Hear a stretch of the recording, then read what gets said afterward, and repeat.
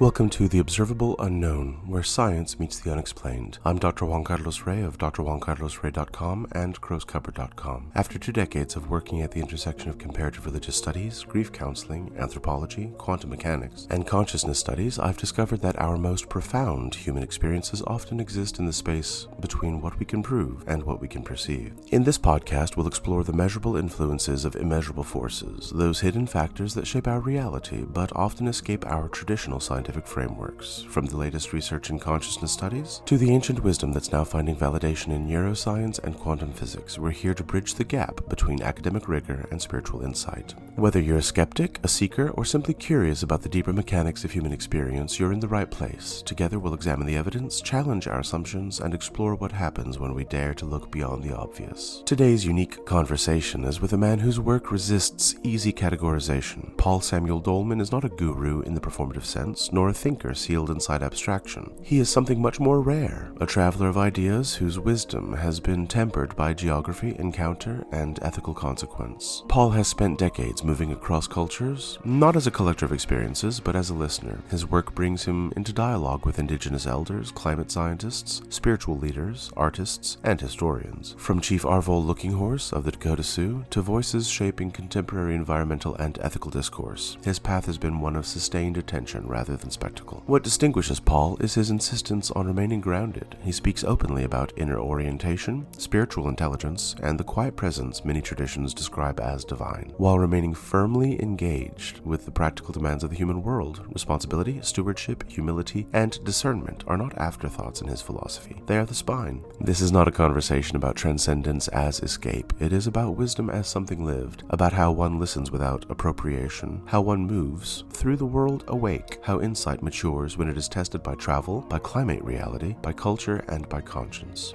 As always, my intention is not to extract answers, but to allow a way of seeing to reveal itself. I invite you to listen slowly, to notice what resonates, and to stay with the questions that linger after the words end. So without any further ado, let's join the conversation.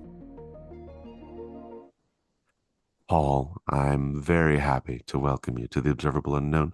I've been looking forward to this conversation because you have a rare dual fluency, the worldly public life of media and craft alongside the private interior discipline of meaning.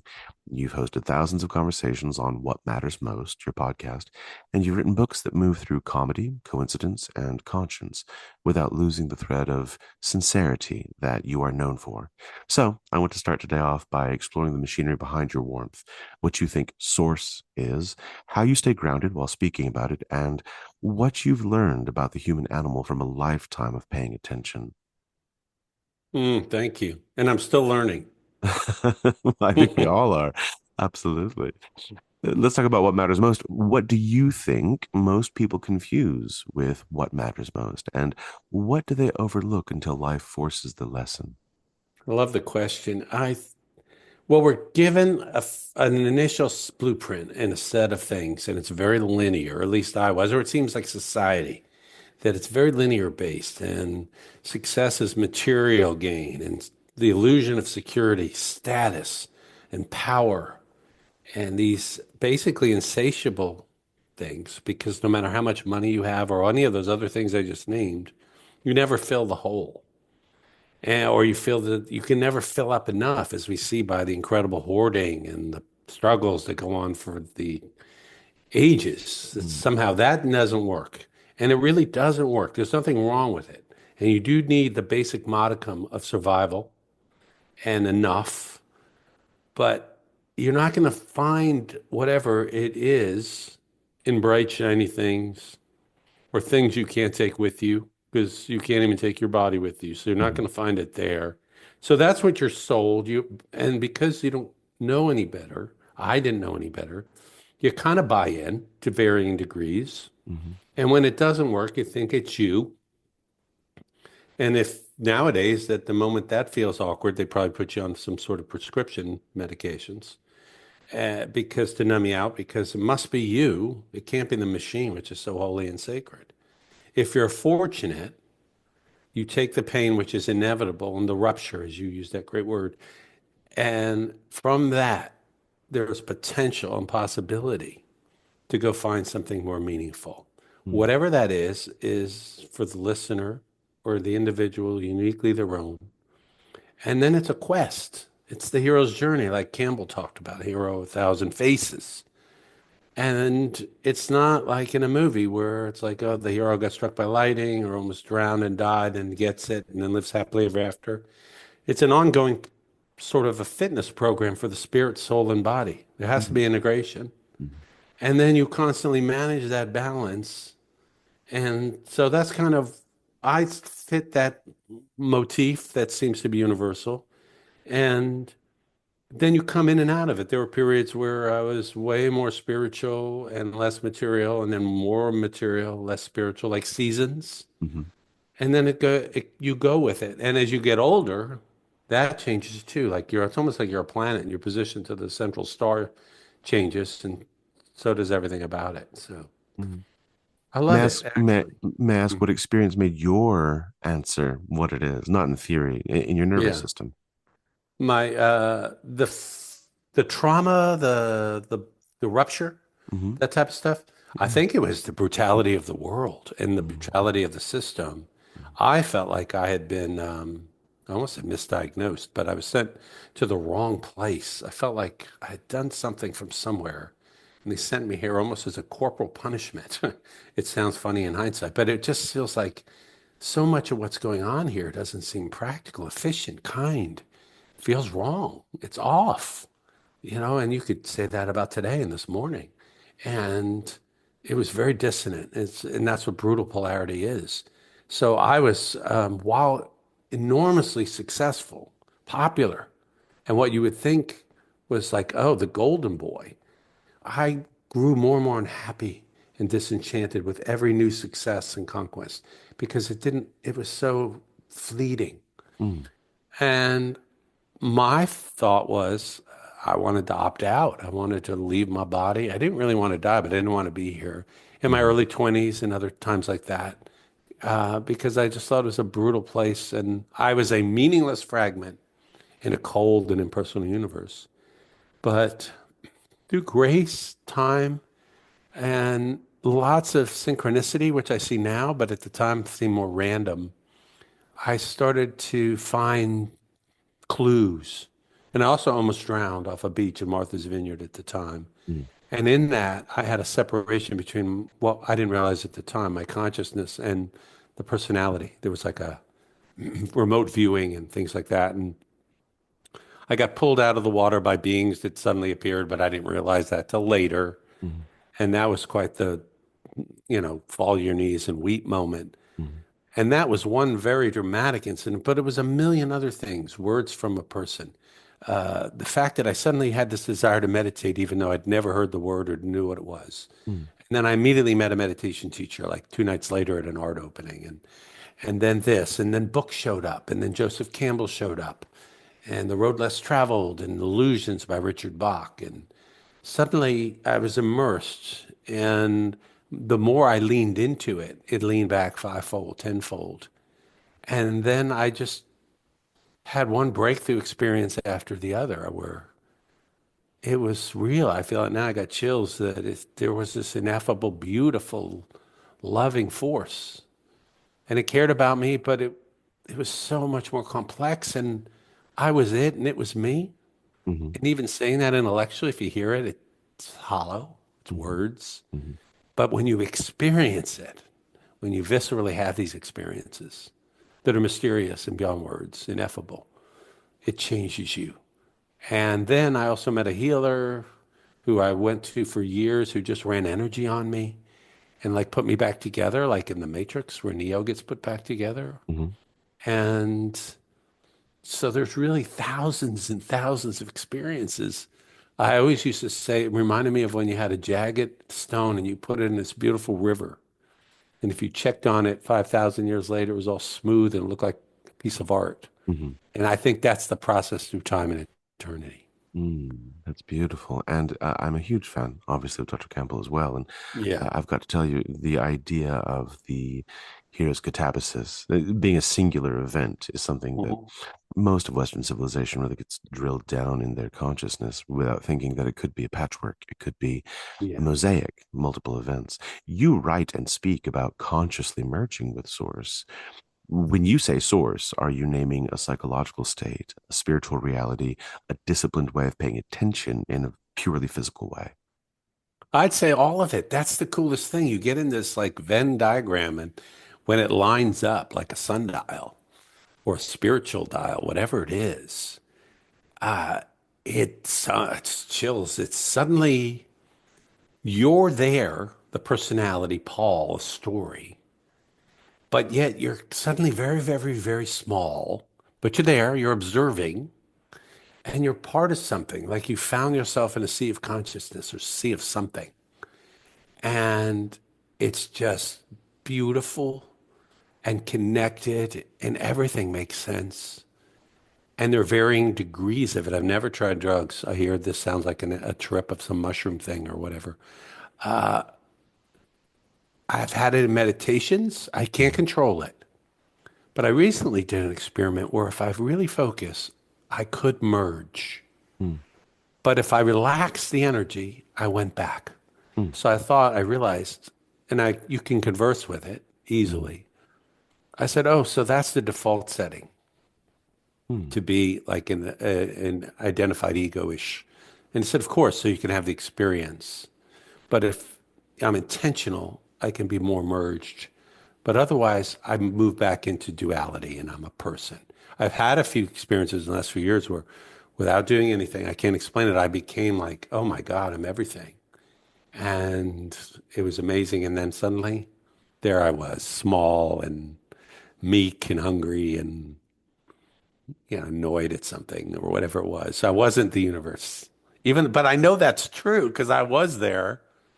And I had it once. I went to an ashram in Georgia. This is probably the first time I really felt it. And I sat with this master who please begged everyone not to call him a master, which was beautiful.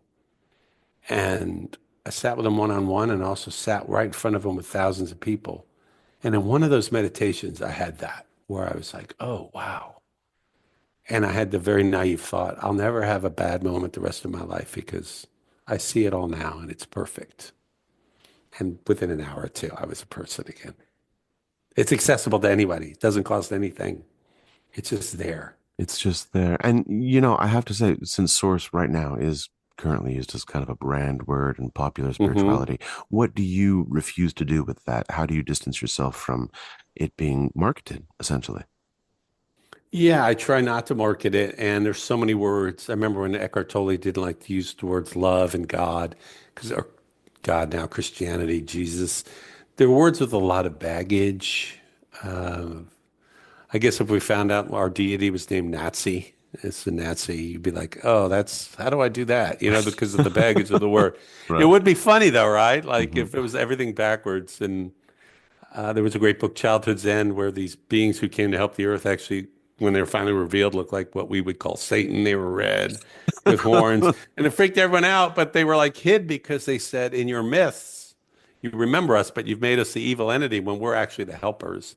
So when you come to source, spirit, soul, whatever, it's pointing. And even as I'm in it, I can't describe it. I can't even sometimes define it or explain stuff that's happened to me to myself. So you have to, but it helps like in situations like this to have dialogue, so we can even order off a menu if we didn't have any words. It'd be Right. very chilling and tough. But ultimately, I think it has to just go find, if you can go find and experience it yourself, if you're listening, and maybe again, and it's different and yet the same every time, you'll go, oh, people that have had these experiences go, oh, I know what you mean. Yeah, I've had that. Or people that died and came back. And the teachers teach in metaphors. So I remember being in the ocean Hmm. and it said, you're a wave and consciousness is the ocean. And where does the wave start or stop in the ocean? The source, it says, depends on how you feel. So when I'm your level of awareness and expandedness. So when I was everything, I felt like the ocean. Mm. And when I'm small and petty, I'm a little tiny wave that's about to hit the shore. But it's still all the same. It's always the ocean. And yet it's never, ever exactly the same as it was a second ago because Mm. there's infinite variables. So it's both. And that's where the brain starts to blow a fuse because it has a hard time with contrast and polarity and holograms, and what would then give it another word, phenomenon, which means, fuck, we can't explain it. That's the original Greek meaning. So when you're in this space, Hmm. fixing your attention on returning to source, Yeah. what kinds of things do you find distracting you? What kinds of things pull you out of that space? The news of the day, an aching knee, biological desires, loss, grasping, greedy, thoughts of not enough, the horn, the latest atrocity, aging. I mean, things, but what you do is you sit, I do is I sit there and I just watch. It's almost like sitting in front of a Madman episode and my ego's pitching me things. Do you want to think about this? Do you want to worry about that? Do you want to fantasize about this? And if I just sort of watch it all and go, wow, this is fascinating. It's a living energy thing, whatever it is. Hmm. And don't give it a lot of energy one way or the other. It sort of peters out. Hmm. And then behind the curtain, then the curtain lifts up, and then there is no curtains. And then I just try to observe and listen. I don't have a real focus like, oh, I think I'll go find the source. And then you can just sort of get into the zone, walking nature's easy for me, walking the beach and the redwoods, the garden at night. It's sort of like the quiet of it. The stars are great for perspective, canyons. But if you can find it just in your chair, and it's there too, but make it easier if you want to. Sit in a comfortable place, go somewhere quiet, put Yeah. on the waves, whatever you think. I listen to ohms of monks actually chanting, Hmm. and that vibration will just kind of flips a switch, and the brain goes, ah, there it is. Now, you've lived in rooms where reputation is currency, and also in nature where no one Mm-hmm. cares who you are. What did each world teach you about the self? Mm, beautiful question. I actually like both, and it's easy to say, oh, this one's better or worse. I primarily reside in the quieter world, which feels more real, like off stage. People say you don't always want to be on. But what's fun is if you've had sort of some modicum of awareness expansion, to then go put on the Armani jacket, the gold, whatever, the suit, the role. It's like you're going to go play the sheriff or something. Mm. And then to participate joyfully, but not with any sense of if it happens, I'm more, if it doesn't, I'm less. It's like going to the game and rooting like crazy, or playing a board game and bingo, you're trying to win, but all right, we won some, we lost, or we got routed. But you can have a lot of fun that way. But I used to be in it and really think that everything about me was tied up in it, and I was so ambitious. It's hysterical now. I'm glad I was, and I understand that that's a phase. But it's so freeing to just know you're already it. You're already there. Hmm. And then you participate too. You have to render on the Caesar, pay the bills, and do stuff. And Hmm. the last time I was in LA was like a year or so ago, helping friends try to get some music and films. And it was the most fun I'd ever had. I had a blast. And because it was strange and wonderful that I literally didn't care, I was just playing. I've never seen the law of attraction for whatever that is work like.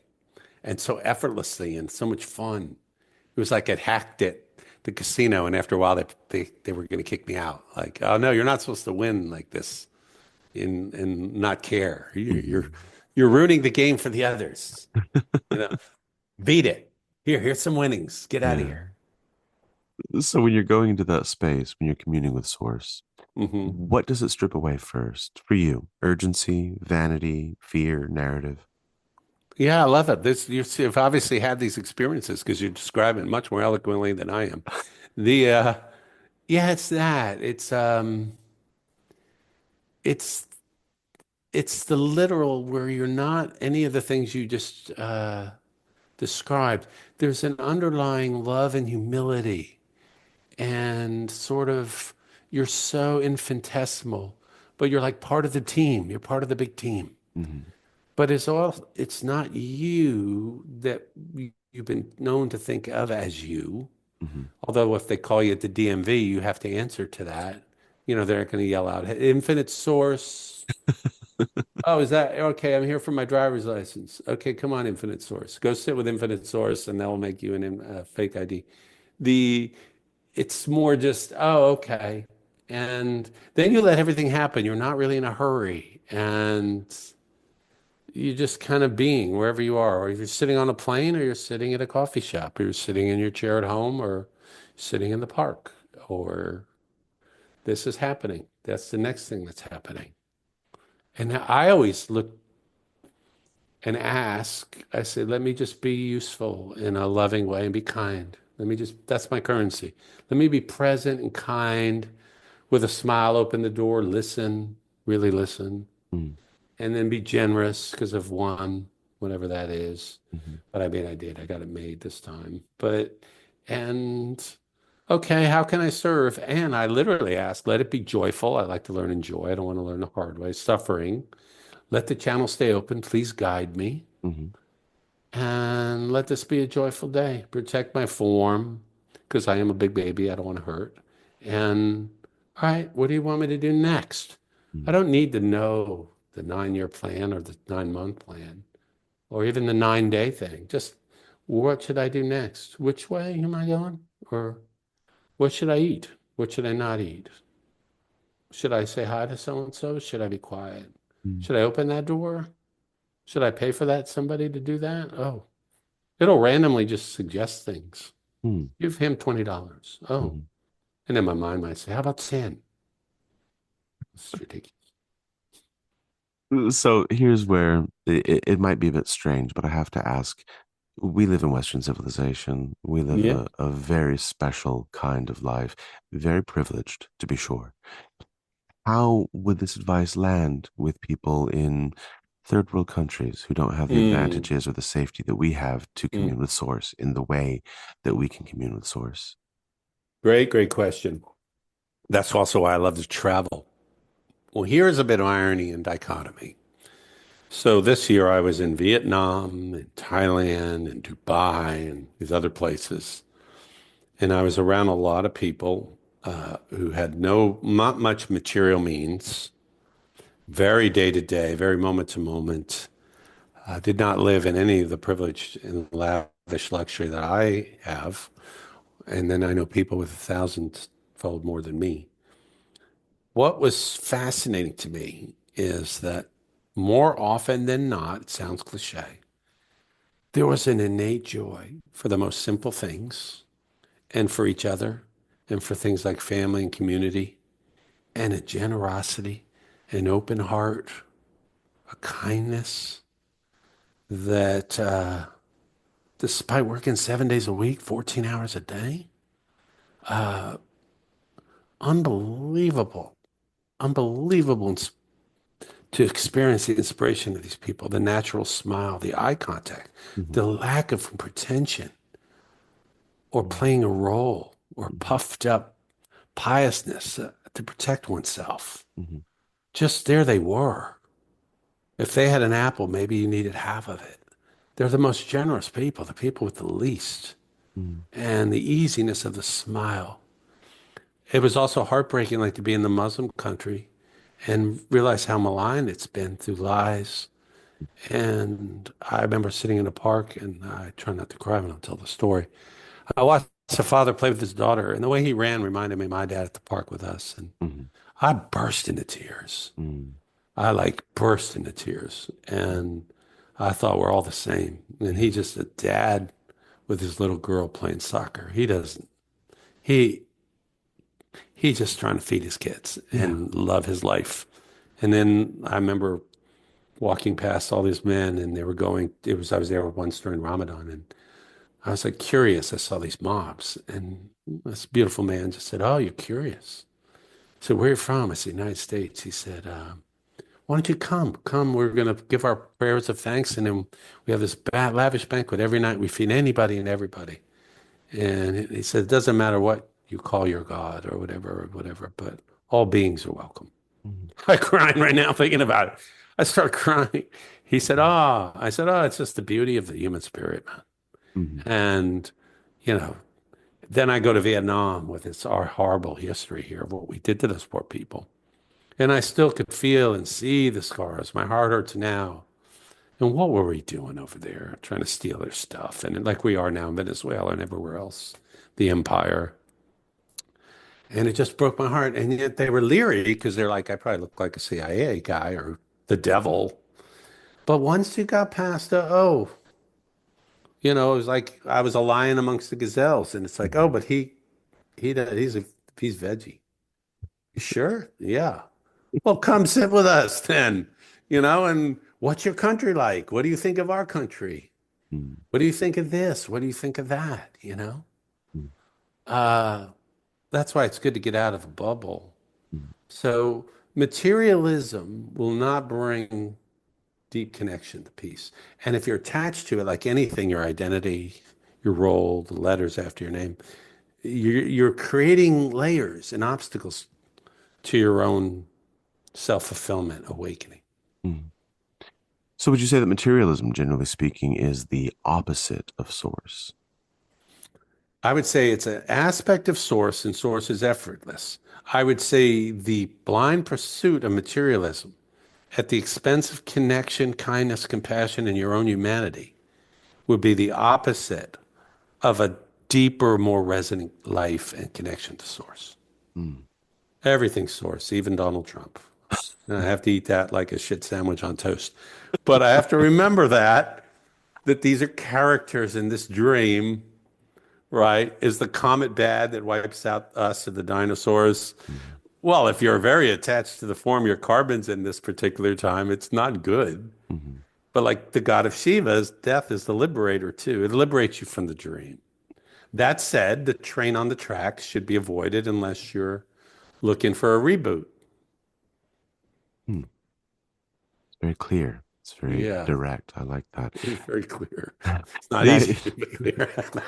now you've written books with a strong current of coincidence and encounter. Do you see synchronicity as meaning or just pattern recognition that becomes meaningful through response? It could be both. You're dancing on both sides of polarity, and I love it. Also, for all those out there saying at this point, this guy needs to shut the fuck up. I hear you, and I'm with you on this thing. That would be me, not you. But and here's an irony I love. When I was younger, I had so much to say and wanted to get on all these shows, and I did a lot of interviews. Now that I'm older, I feel like I rarely do stuff like this because I feel like who am I to say anything? And I just shut up and be nice. But enough of that shit. But a shout out to Dia. It's like, Yeah, got to get you out there. yeah.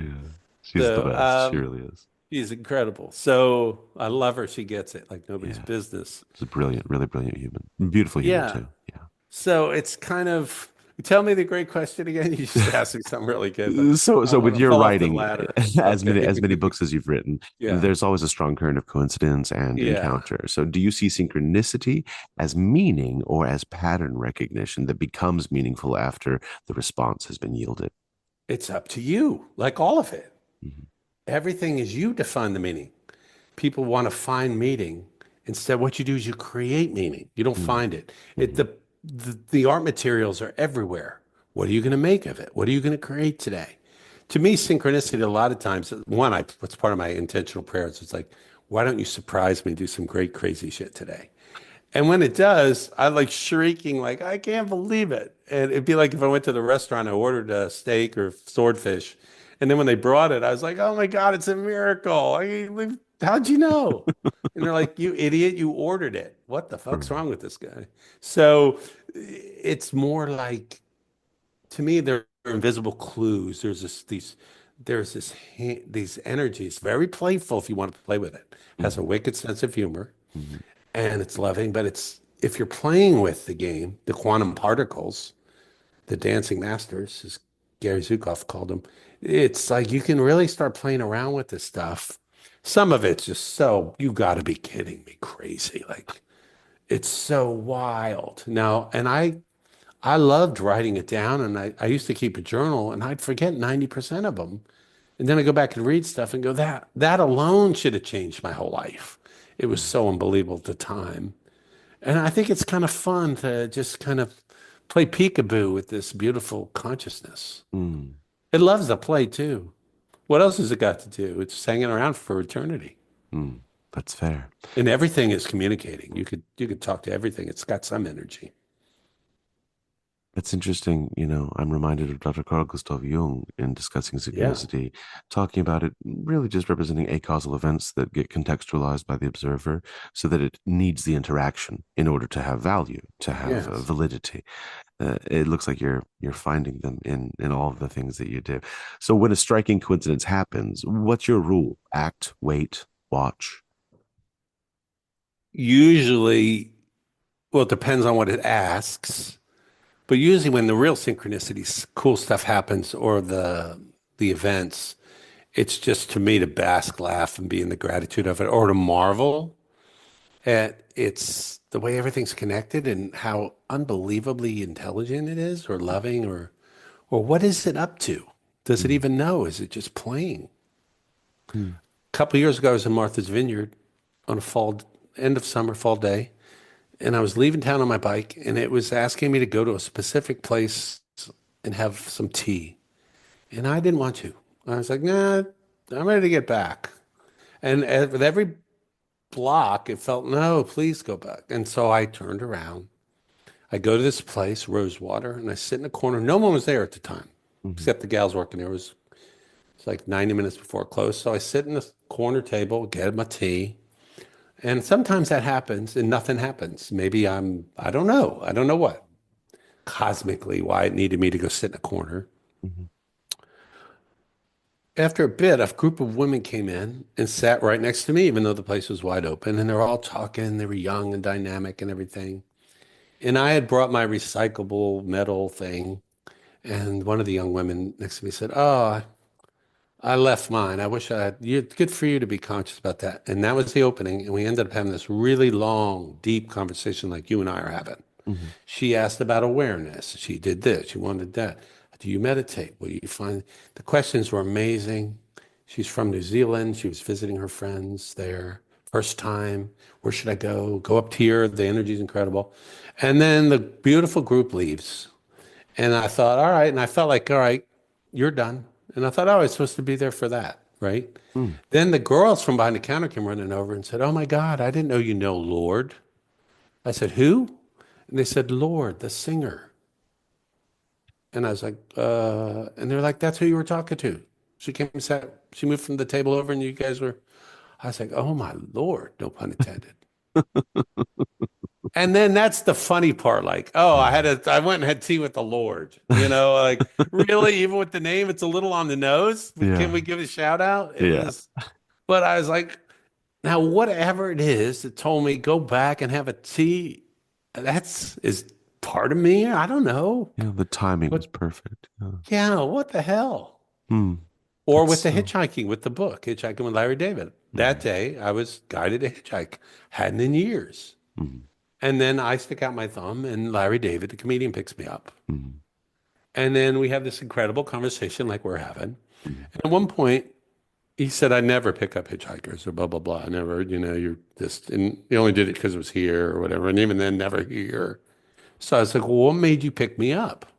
Why'd you pick me up?" And he thought for a while, and it was like, it was a little uncomfortable. There was that long a silence. And then he mhm, put his hand on his heart and said, "I don't know. I just felt like I was supposed to." mm. That's that sound you just made. Yeah, I get chills. yeah. And then we had a ton of synchronicity that summer.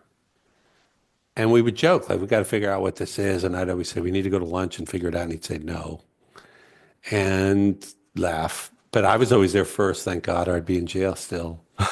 And at the end of the summer, on the last night of the summer, I was laying in bed. I was having a very conscious dream, which I still have this whole other life at night with people that have passed in other dimensions and everything Mhm, that's completely unexplainable. But it's as real as this, maybe more real. mhm, But that night, I'm in a theater, beautiful theater. I can see it to this day. And the universe, the silence suggests, why don't you write a book?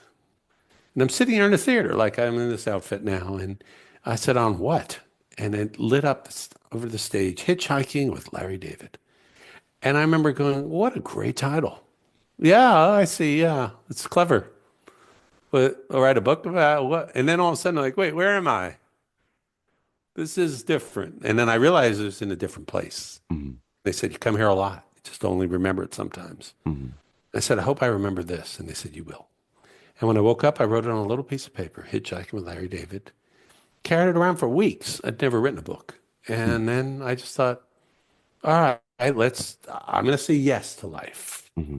I'm going to say yes to the invitation. I'm just going to start writing. I didn't think I'm going to write a book. Just start writing. A friend moves in who's going through divorce. He takes the upstairs and he sees me working away. And it turns out I've known him as a TV producer.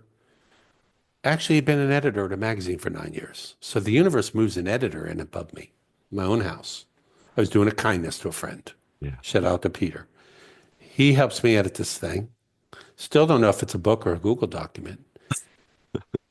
And it goes out into the world, right? Mm-hmm. And this last week, I've gotten 4 emails from people in different places who told me that book meant something to them. Sometimes I get 5 in a week. Sometimes I won't get anything for months. But they're very personal notes. Mm. And it was almost like one of those NASA explorers that just passed some planet and somebody said, oh, I saw the explorer. Thank you. Thank you. It's crazy. Mm. Mm-hmm. Who can explain that? I can't. Yeah, that's hard, isn't it? Yeah. Do you feel like you've ever misread a coincidence and maybe learned the cost of trying to force meaning? Probably too many times to count. You just described my dating life. I couldn't help that. It's like low-hanging fruit. I That was think an I'm easy supposed one. to save you because you're beautiful. Oh, please don't save me. And oh no, no, no, I know better. I'm reminded. I'm sitting by the river and I heard a splash and this monkey comes out of the water holding a fish and he's carrying the fish up the tree. Fish looks dismayed. I'm the monkey. And the monkey said, thank God I saw you or you would have drowned. That's me trying to help. I So love that. Yeah, that's that's fantastic. me trying to help from a lack of consciousness or from an egoic place or try to bend the coincidence, you know. And I see people doing it all the time. I think Jesus wants me to steal the money. Oh, really? Or to kill the stranger. Oh, really? That's a That's fantastic. interesting interpretation of the Gospels. He's happy you Yeah. bombed. Who? Let me refine that in the Bible. That's good. I love that. So something slightly different. You were a professional musician and songwriter for quite Hmm. some time. What do you feel music has taught you about conversation that most interviewers never learn? One of the most interesting questions I've ever been asked. So thank you. Absolutely. Music was my great, great love. Part of me still wishes it had been real estate early on. I'd be a lot richer. But I got into music, and that was my first great love. And interestingly enough, that's where I learned to meditate before I meditated. I used to turn the lights out and play the piano for hours, and there would be no time and no me, just music and musical notes. And there was no space between the notes and the person playing it, if there was a person there, Mm. and in the room, the sound. That was, I didn't realize at the time. And then on a personal physiological level, that music creates incredible neural networks in your brain Mhm. that allows you to process the kind of consciousness things that we're having happen and we're talking about. Again, there's that synchronicity, manifest in form. So the beauty of your question too is music is mostly space and silence. Mhm. At one point, and you wouldn't know it today because I haven't shut up, but at one point I decided the lost art of listening. Just want to be a better listener. Mm. I just want to be a better listener. That was the success, I think, the key to the success of the show. I try to say as little as possible, like you're doing. You're actually beyond phenomenal. Thank you. And just let these people shine and let them come out and try to guide it like a shepherd or the orchestrator. And that, I think, all of that combined with the music and being and stuff and listening and loving silence, that has expanded. And that listening, that desire, I meant it more linear. Like I want to just be a better listener around folks in life. It turned into the spiritual listening. Because by that very intense, aware listening, which is a combination of intense and relaxed, that space is where suddenly, if you're okay with that quiet, suddenly there is a voice. It's the ultimate voice, or it's the voice of the redwood, or something, or the hawk, the tree, the wind. It's there, but it's very subtle, very subtle. And then you start a dialogue and a conversation, which is probably an eternal conversation. But now it's just, you're not the leaf on a tree, you're a person or whatever you are, the porpoise. And that, again, is available to anyone if they're willing to create the space and get still and wait and be open. Mm, that's beautiful. When you've experienced moments when perhaps a guest is guarded, what's your musical move? Do you soften, challenge, or do you change Mm. key? Great question. A lot of times I've only had a couple that started out that way. Some are it's almost like and I mean I'm lucky. I've been done a lot of these. There's been a couple, very rare, where it felt like we'd brought somebody in for questioning. And they were trying to say, like, or a teenager, all right, so where were you guys last night? I don't know where. So my move usually is humor and pointing it out or making fun of it and poking. There hasn't been too many of that. I guarantee the next show will be probably nothing but that. But it's just, I find humor is a great opener. It is. And saying the unspoken just directly and making fun of it or whatever, and doing that. That's what I like to do. But it's been rare, thank God, because the guests are phenomenal. And they Absolutely. sense the space. There's a metaphysical thing that goes on because they'll say, I've never done one like that, or I felt really safe, or I've never said that before, even Mhm. out to myself. Yeah, That's beautiful when there's that kind of discovery. it is. It's the growth of the conjunction, it's Hmm. fantastic stuff. Now I have to say your about page is a manifesto of daily practice, caring, balance, quiet time in nature, laughter, being led. Which one is the hardest to keep honest when life gets busy?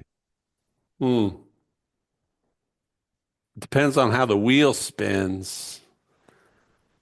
I would say probably the balance because there is a tendency for the mind to want to stare at the car accident or to go deeper.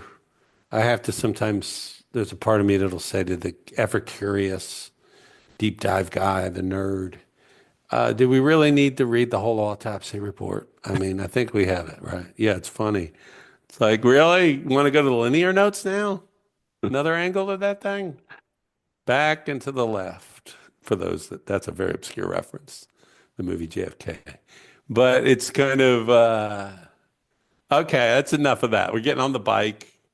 Let's go swim in the ocean. I'm closing this thing down, you know. All right, the next book is fiction or something. Let's watch some Peter Sellers and being there. Like, no, no.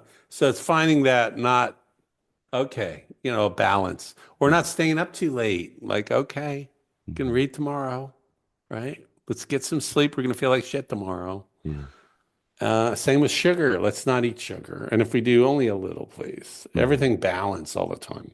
Yeah. The humor luckily stays no matter how weird things get. And sometimes the harder, weirder things get, the humor gets darker and it's funnier though. It's great material. That Hmm. was my whole life. Like the most serious moments, I had to say this, the funny thing, because it just begged for it. Yeah. It's definitely panacea. There's no doubt about that. Hmm. So this is an interesting um, path. This idea of coming back to balance because that's the hard piece for you. Hmm. It also speaks to the subject, if I may make an observation, that you have a tendency to really fix yourself on something like source or like Hmm. joy, Hmm. like otherness. And there's great value in that, a value that wouldn't be achieved if you really contained yourself the way balance requires one to. How do you reconcile this? How do you see yourself as someone who both looks at, with great intensity, a particular topic and completely dives in, but then pulls back because balance is demanded? Great, great stuff. And it's interesting because I had those angel cards, and I think for about 800 times in a row, I pulled self-acceptance. Mm. And I would say, I want another card, which said a lot, basically. If you look back, and I don't know if it's a life imprint or whatever, I would always dive really intense and deep into things. Like I got so into sports, and I was hopeless perfectionist. That was part of the unhappiness, but also drove to excellence. There was like, how good can we get at shooting a basketball or throwing a football? And I would just be relentless. And then it was playing the piano, and I'd play a million hours, and it was joyful. It wasn't like a siege, but, and then after that, for a while, it was something else. And then with the writing, also reading, I just read everything. And I tend to just fall deep down these holes. Mm. And that's why I have to be really vigilant to make sure, like when I even played the piano, that I would go ride the bike down to the beach and swim and get some sun and play basketball and not, you know, leave the gang completely. Mm. I remember I lived in the woods for a while and then start to get up there in the woods with my dogs on thousands of acres outside of Nashville. And I'm an extrovert. I love people, but I also needed a lot of alone time. But I start to get out there and it's sort of like, I think I'm good out here if somebody would just drop some food off. It was just, I'm out here with the nature and you kind of get a little feral. Hmm.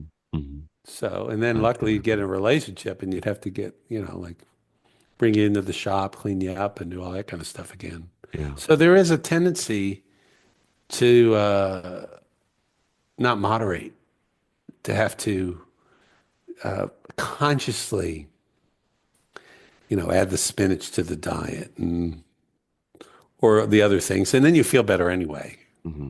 So thank God I do love pop culture and sports and things like that to a degree where I'm not just completely whacked out, like Do those things romances. keep you human? Do those things keep you grounded? Yeah, and also watching the way I'm fascinated by the human species, and I kind of read and watch all this political stuff. I don't watch TV. I can't. I'm allergic to it. But I love the deep dives, and I like to get an event and look at it from six different sources, and that's also while traveling. To see the country from a different degree, or see a Muslim country up close. I'm fascinated by the human experience, my experience as a human in this world, Hmm. and that's very grounding because the world's so brutal. It's so beautiful, but it is brutal. And where we are, we're so primitive. Holy shit. Uh, it's hard to watch, like it's a daycare center and they let the kids play with grenades.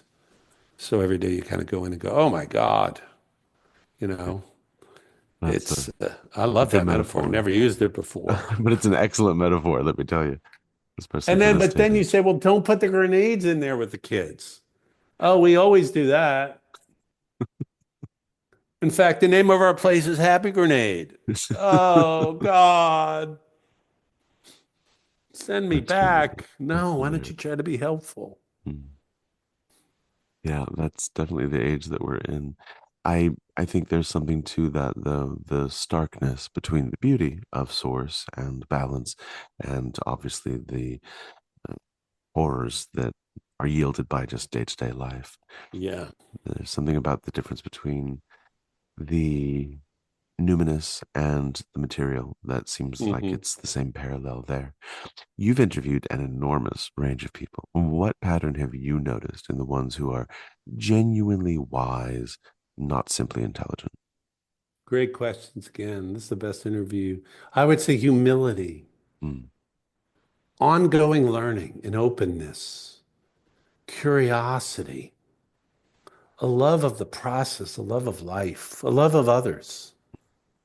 I'm thinking of a great man, Irvin Laszlo, who was nominated for, I think, all these Nobel Prizes. He's written like 100 and some books. He's like 100 years old. He was a concert pianist. He's from Hungary, fled the Nazis. Been on the show half dozen times or more. Couldn't be more open, curious, love to meet you, generous. So I would say humility, love, kindness, compassion, open-hearted, generous, but also discerning with good boundaries, but uh, here to be helpful. Hmm. And then the common theme with a lot of people, why would they come on or do things?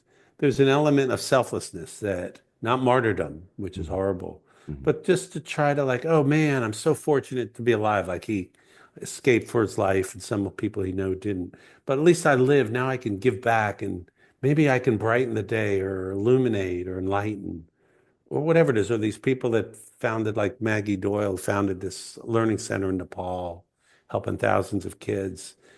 Just very quiet, huge heroes, touching lives in a sea of brutality and barbaric acts. There are these bright, shining oases in these lights. Becca Stevens, countless others. The book, your podcast. It's it's just trying to do something back for the greater good, not for the Mhm. greater raising of the self. That's the reason why I did the show. I mean, Mhm. I didn't start out that way. It was "Look How Smart Paul Is" was the original title, and then we changed that. It didn't test well, and then they suggested "Look How Dumb Paul Was," but I thought that was too on the nose. The it's about like conversations, and it's like a buffet. Mhm. I put out my tiny little buffet. Mhm. Maybe somebody in the books were like a little bit of, here, I'm going to shoot these little things out like a cannon. They'll circle the globe like satellites, and maybe they'll help somebody somewhere. Yeah, that's beautiful. Yeah, that's all Uh, I can do. uh, do you think they share a relationship to uncertainty that feels distinct from everyone else's? I like that term. Well, how honest do you want to be? Everything is uncertain. Yeah, that's true. The 747 crashed through his window right as he said those words.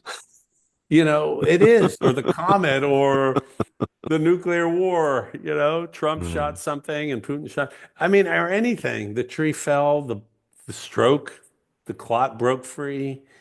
We can't cope with that uncertainty. mhm, So we create these crazy artificial structures to try to overcompensate. And then we have the trillion-dollar distraction business to distract us from the fact that it is so fragile and it mhm. is so fleeting. And we don't even know if we'll make it to the end of the day. That's all on fire. It's all on fire. Yeah. And at best, it's nanosecond. Mhm. Like, as soon as you figure that out, that's like, no wonder why you want to jump. It's like, wait, everything dies? It's all temporary, nothing. Well, what's the point? Yeah. And then you go, well, you somehow pulled a raffle ticket, you're here. What kind of person do you want to be? Mhm. And there isn't morality. The universe said, what feels best? And the things I described felt better. So Mm. be selfish and an enlightened selfishness and do what makes you happy, not at the expense of anyone else. Oh, you need to coin that enlightened selfishness. Coin it, print it. I'll sell it as a mem coin. People are saying, So if you said, let's say wisdom had hypothetically a scent or a fragrance, what do you feel it is most related to? Restraint, humor, tenderness, rigor, or something stranger? I wouldn't say rigor, but discipline's important. Hmm. Wisdom. I think humble. I just Hmm. think humility is such a Hmm. key. From humility usually comes love, kindness, and compassion. These are pillars of just these a gentle soul. We know it when we experience people like that. And sometimes after we kill them, we lionize them. We have to kill them first because they buck the system. But then time goes by and we donate days to them or put them on church windows or whatever. But it's always the same thing. Be kind, caring, and then you can go as deep as you want on this thing. I once asked it, for some deep meat, something about what is the ultimate this and that. And it's always honest. What else could it be? It can't withhold. It is everything. It said, I'll tell you this. I'm a mystery unto myself. I said, huh? It said, I'm a mystery unto myself. I never started. I never ended. I am just here. I'm here. I don't know where I came from. I have no idea where I'm going. I'm not time or space. I don't know what the ultimate mystery is. I'm discovering it through you and everything else, and yet I am it. So I don't know. If you figure it all out, tell me. I don't know. Mm. And I said, you can't, can you? And I said, no, it's an ongoing, infinite, ultimate mystery. The brain just doesn't, what does the brain do with that? Can't do anything with that. It's trying to tie its own shoes. So just swim in it. Swim in it, make some observations, and then you'll be here for a second, and then you'll be something else, or you won't Yeah. be you'll be everything or nothing. Mm. That's fantastic. So Dive in. I have to kind of address that carefully because it seems like a Gordian knot. This Mhm. concept of being both subject and object, very much a part of dream logic, something that Joseph Campbell has spoken extensively on. Is this really at the core of what source is to be both I and thou, or is it something more minuscule and less grandiose? It's both. Mm, So you keep describing the paradox on both sides. And there's a point, I guess, if you looked at a hologram and it's either two old ladies or a ship, mm, whatever they are. mm, But if you're just somehow in the most razor's edge, that great book, yeah. you see both.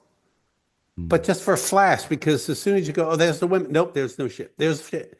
But if you're right there, and if you keep trying to make it dark or light, cool or hot, kind or cruel, nope. Now you're in polarity. mm, You mm, fell, you mm, tipped. But in that eternal, which is beyond time and space, it's beyond everlasting. That's a temporal form. If it's just in the eternal now, the in between, you see both and you are both. How could that be? The wave experiences itself as the sea and the wave. It's impossible to define. And the second you try, you're either or and you're back in polarity. But through grace, another word, magic or whatever, patience, luck, I don't know. Uh, there it is. And it expands you like a balloon. And when the balloon goes back to its normal level, it's just a little bit bigger than it was before, mm, mm, right? yeah. Sometimes people blow up. It's too much. They take drugs or maybe they just turn to light, but they don't go anywhere. Whatever you really are, that's the eternal thing that never ends. It came in, it goes out. It's the Mm. one on the controls. It is the game. It is.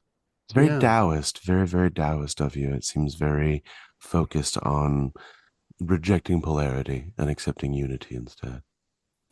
I wouldn't use the word rejecting. It's embracing Mm, both. okay. It goes beyond, if you reject duality, they're going to come for me in the house. And Hmm. then I don't know, what am I going to eat? So, but it's deeply embracing the eternal in the duality. Mm, Finding what's the great Blake? Finding eternity in a grain of sand. I love William Blake. Thank you. Yeah. Yeah, me too. The poets do a good job of it. They Rumi, do. They do. Rumi, Dylan Thomas. I Gabran. mean, Yeah, and Death Shall Dylan Have No Dominion. Thomas. Fantastic. Yeah. Oh, there it is. Yeah. And some of Walt Leaves of Grass, all the Gabran stuff, The Prophet. Holy shit. It's like, but there it is to see eternity in a grain of sand or in the smile of a child, the heartbreak of it all and the beauty, tears of joy, the dichotomy, Yeah. the polarity. So you're not rejecting anything, but you have boundaries. It's like, do you want to sign up to be an ICE or Nazi? No, thank you. They point a gun at your head. Maybe you don't want to hang around any longer. I don't know. Yeah. Somebody asked me, what would they do if they put you in a camp? I'd say, what's the food like? But it's also maybe that's what the Native Americans do. They used to catch them and then they would just leave their bodies. So Oh, yeah. if they said, if you put me in a camp, hopefully it'd have a high voltage wire. It's like waking up in a dream and going, all right, I'm cornered. I'll see you guys later. Yeah. You know, let me reboot this thing. Well, So that's. it's embracing both of it. It's Hmm. not rejecting, and that's hard. Hmm. It's hard to embrace the whole thing. Yeah. That's And that's tremendous. ongoing, it's ongoing. You It didn't is get, ongoing. I've got my Embrace certificate. Why am I struggling today? I went to Embrace University and graduated, Yeah. gave them a lot of money, and they printed up this really ugly portrait of myself. But it's like, I'm embracing here. Yeah, you are racing to be sure. Yeah. To make it a bit mundane, you stepped away from a very successful entertainment company to pursue, obviously, these avenues of meaning.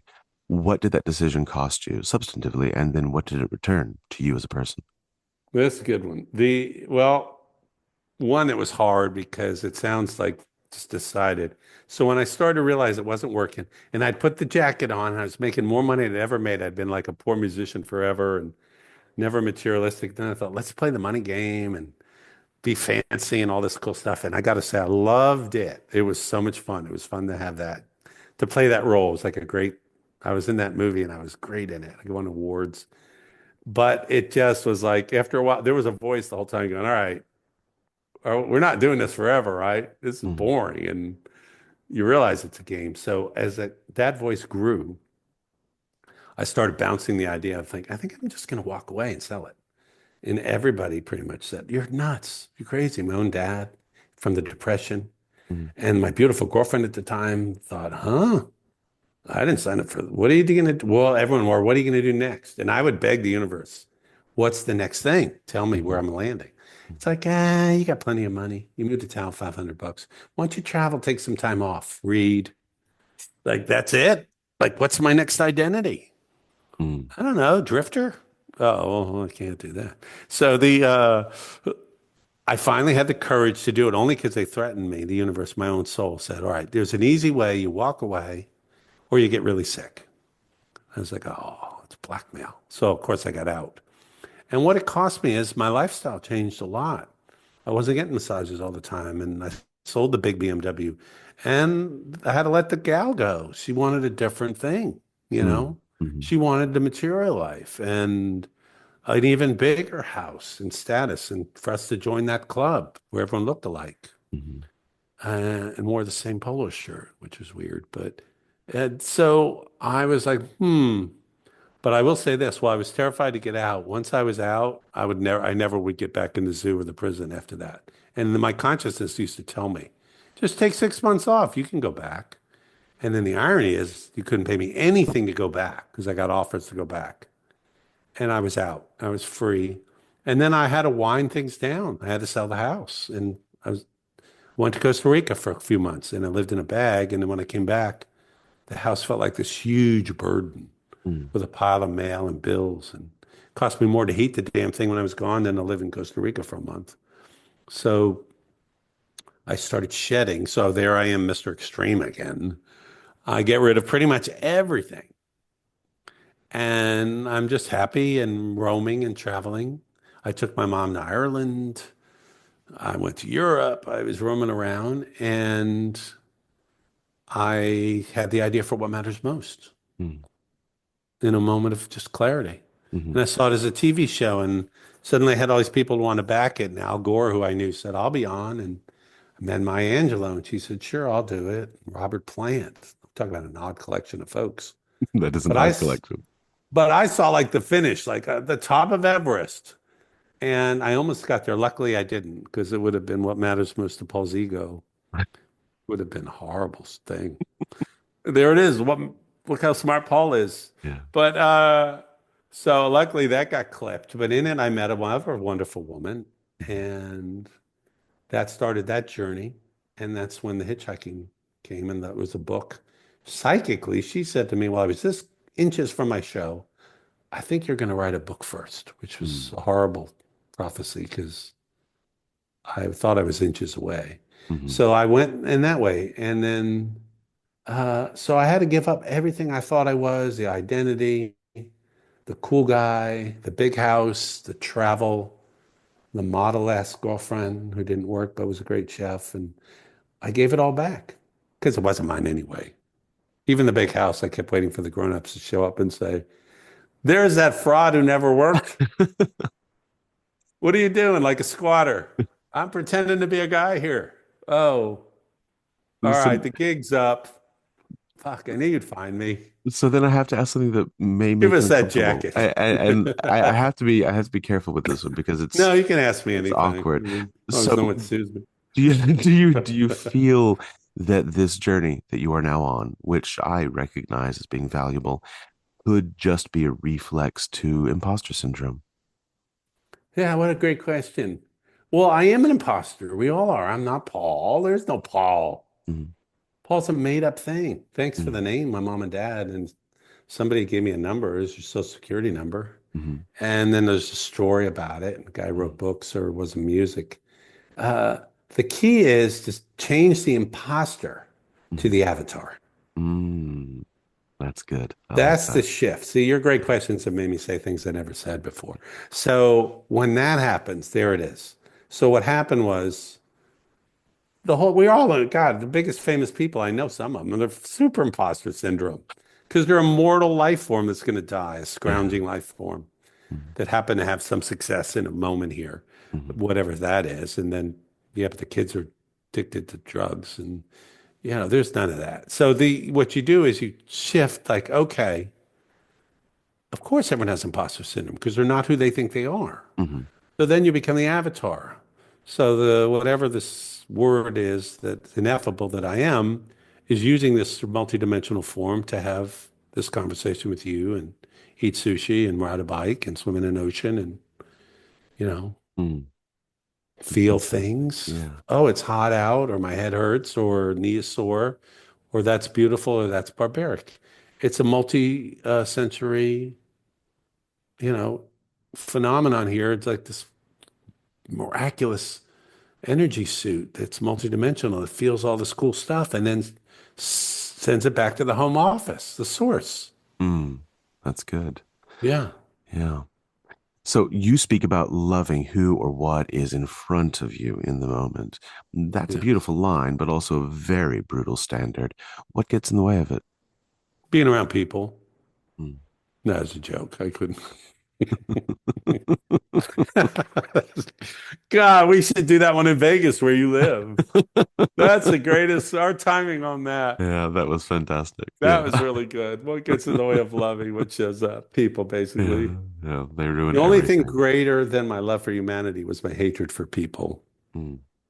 That was It's I think you're channeling George Burns. I know, or George Carlin. I love Maybe. that guy. I Maybe, love yeah. George Carlin. Brilliant, Uh, brilliant. the uh, the reality is it's very hard to do. Martin Luther King had the great line. He said, "Oh, I'm so grateful." God said, the Master said, he was talking about Jesus, to love your neighbors, not like your neighbors. Mm, Your enemy. Love your neighbor. Enemy is mm, yourself. He said, "I'm glad he didn't say like." So, which is very clever. I think e- acceptance comes sometimes begrudgingly. But you can cut the line if you just think, all right, this is what is. mm, What definition am I going to do with it? Is it a terminal diagnosis? mm, If it's not that, if they're out of what you wanted to eat or the restaurant's closed or the insurance went up or it got canceled or whatever it is, how important is it really? mm, And is it leading me somewhere? Is the closed door really the invitation to the other one? Am I mm, being asked to walk through the exit? mm, So love doesn't mean there is just this blissful, drugged out acceptance. It's love sometimes is hard, and you kind of just go, okay, I'm going to accept this. mm, I have no choice, mm, but let's not make it worse. And let's yield.